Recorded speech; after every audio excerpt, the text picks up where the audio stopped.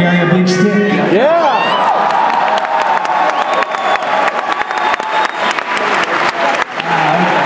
I think that's going to work. And thank you very much for coming on. David, thank you very much for that very nice introduction. And I want to tell you, David and Tabitha really worked very hard, and I am delighted with the turnout. This is very exciting. Also, I'd like to introduce a few members of my family that's with me tonight. My wife, I've been married to her. Yeah.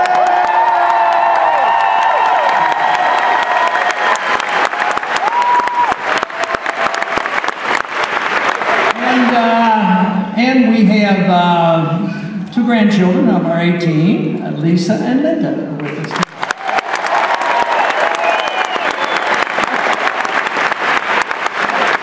And I do know how much work David and Tabitha put into this, so I know these things don't happen accidentally, and we probably gave them 3 or 4 days notice or something like that, so this is really pretty amazing. And I heard there was a little bit of competition on campus, but I appreciate very much that you could come here tonight.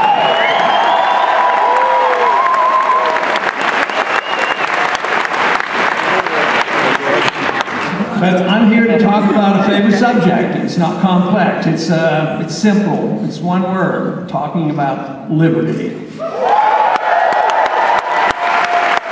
I don't think we have enough of it. I think we've lost too much of it. It was given to us by our Creator. The Constitution was supposed to guarantee it, and we did pretty well. But the last 100 years, I say it's been slipping away, in the last 50 years especially so. So there is a need for the revival of our intellectual revolution that will defend the cause of liberty. Yeah.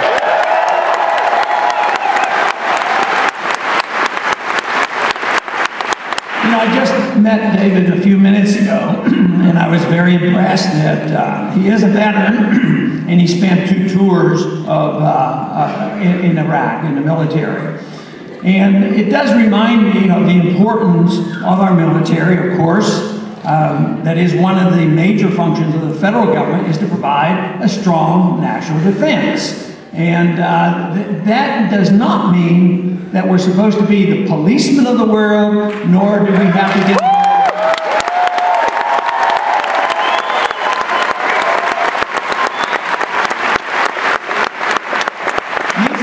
involved in nation building and getting involved in internal affairs of all nations, which the founders did not give us the authority to and advised us strongly not to.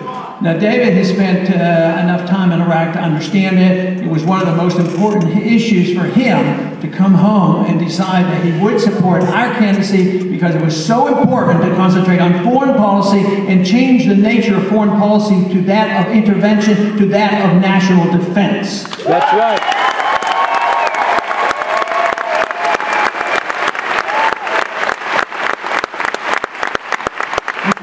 Simply obey the Constitution. That would be a pretty good place to start.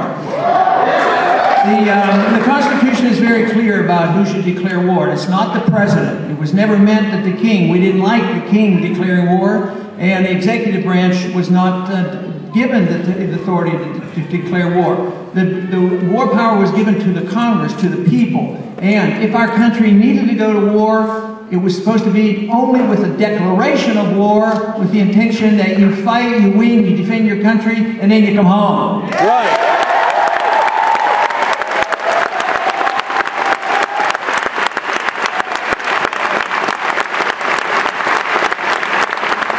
Which raises a lot of question about what we've been doing in the last 10 years. And as a consequence of 9/11, certain things have been done in the last 10 to 12 years that wouldn't have been done otherwise.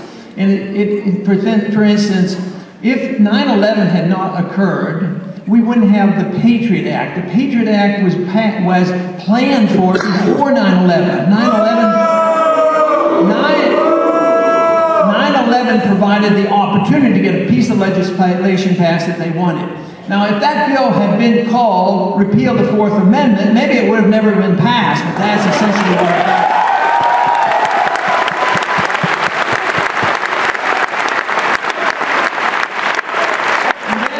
And then when when you think about what they do to us at airports, and they get this authority from the Patriot Act, once we repeal the Patriot Act, just think, the TSA will lose a lot of their authority to pod and probe and x-ray.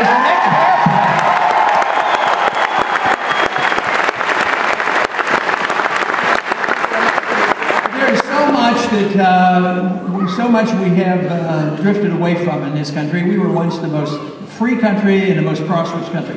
It's not that way anymore. Other countries are much richer. We're the biggest debtor nation in the history of the world. And our middle class is shrinking. The wealth of this country is shrinking. We still have material wealth in this country, but it's all based on debt. And most people realize it's coming to an end. Most people realize it's not a fair distribution any longer. Where a free society gives you the largest middle class, our middle class is shrinking, and our middle class is getting poorer. The poor are getting poorer, and guess what?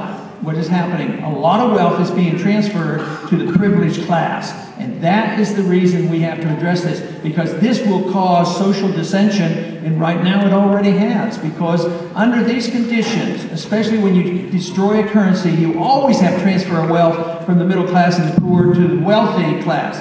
And then when they get the benefits from a system like that and they get into trouble, guess what they do? What they did in 07 and 08, come crying to the people. We're too big to fail. Don't let us fail.